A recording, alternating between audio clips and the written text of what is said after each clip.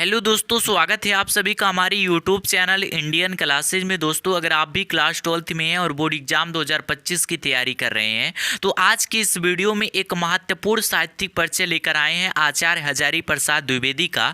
अगर आप सभी 24 फरवरी को हिंदी का पेपर देंगे तो ये आप सबके लिए बहुत ही महत्वपूर्ण साबित होने वाला है, क्योंकि मेरे भाई कक्षा 12 के हिंदी के पेपर में 10 नंबर में साहित्यिक परिचय देखने को मिलता है, जो कि 2 साहित्यिक परिचय लिखना होता है, एक गद्यांश से और एक पद्यांश से।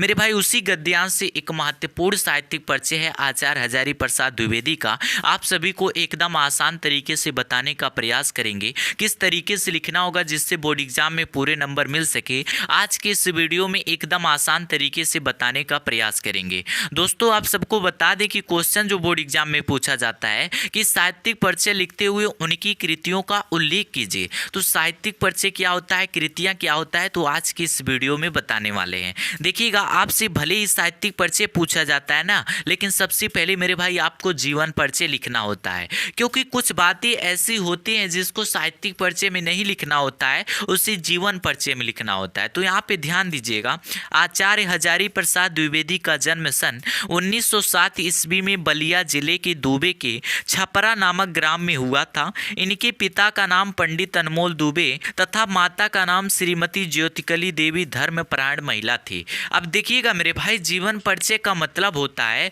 कि आप जिस भी लेखक लेखिका कवि काव्यत्री का साहित्यिक परिचय लिख रहे हैं, उनका जन्म कब हुआ था, किस स्थान पे हुआ था, उनके माता पिता का क्या नाम था, इन सब बातों को मेरे भाई जीवन परिचय में लिखा जाता है, ठीक ना। तो ये चीज यहाँ पे बताया जा रहा है कि जो आचार्य हजारी प्रसाद द्विवेदी है ना, इनका जन्म 1907 ईस्वी में हुआ था और कहाँ पे, बलिया जिले के दुबे के छपरा नामक ग्राम में हुआ था। ये इनका जन्म तिथि है और मेरे भाई बलिया जिले के दुबे नामक छपरा ये इनका जन्म स्थान है, आप सब याद रखिएगा, ठीक ना। उसके बाद से देखिएगा, इनके पिता का नाम पंडित अनमोल दुबे।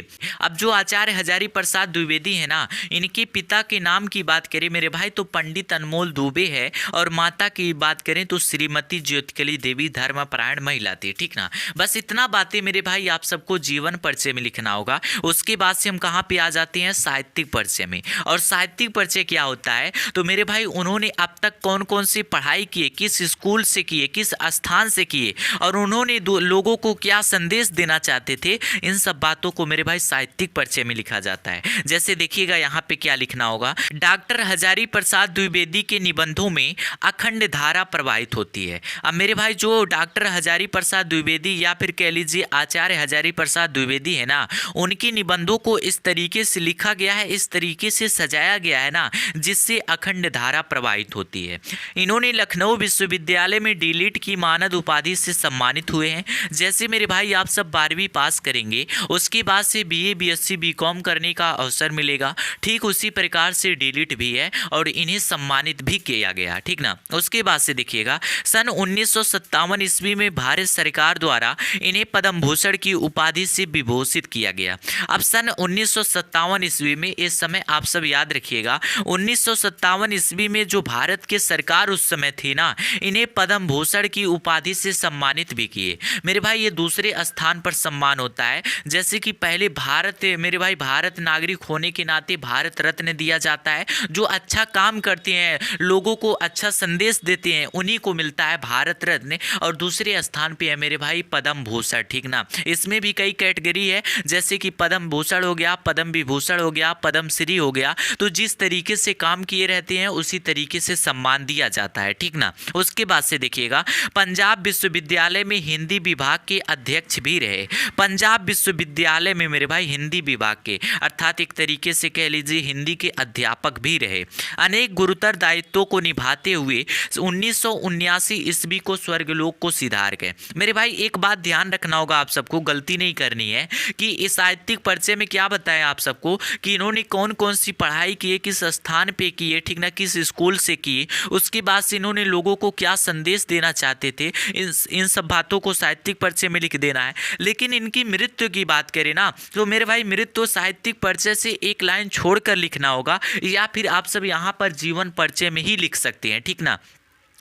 क्योंकि मेरे भाई इनकी मृत्यु इनकी जीवनी घटना है, ठीक ना। जन्म कब हुआ, किस स्थान पे हुआ, इनके माता पिता का क्या नाम था, मृत्यु कब हुआ, तो ये सब क्या है, इनकी जीवनी घटना है। इसलिए मेरे भाई इसको जीवन परिचय में लिखा जाता है। और इनके द्वारा कौन कौन से काम किए गए, लोगों को क्या संदेश दिए गए, उसको साहित्यिक परिचय में दर्शाया जाता है, ठीक ना। इसलिए इनका मृत्यु कब हुआ या तो साहित्यिक परिचय से एक लाइन दूर लिखिए और या तो जीवन परिचय में लिख सकते हैं, ठीक ना। तो इतना मेरे भाई आप सबको समझ में आ गया होगा। उसके साथ साथ में कहा जाता है कृतियों का उल्लेख कीजिए, ठीक ना। यहाँ पे कृतियों का भी वर्णन किया जाता है। तो मेरे भाई आप सब हाई स्कूल में जीवन परिचय लिखे थे ना, तो घबराने की जरूरत नहीं है। जीवन परिचय यहाँ पर भी छाप देना होगा, लेकिन प्लस करना होगा क्या, भाषा शैली को, ठीक ना।